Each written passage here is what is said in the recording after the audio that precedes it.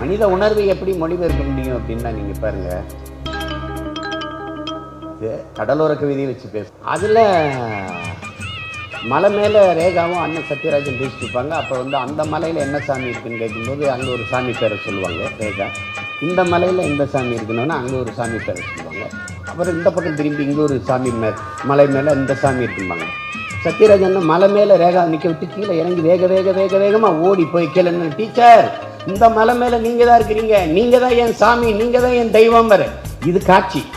இதுக்கப்புறம் அடியாத்தாடி மனக்கண்ணு வெட்ட கட்டி பறக்குது சரிதானா, ஒரு மன உணர்வை அப்படியே இசையால் மொழிபெயர்க்கிற ஆற்றல் கொண்ட ஒரே இசை மேதை எங்க இளையராஜா தான். அதில் யார் அதிகம் பேர்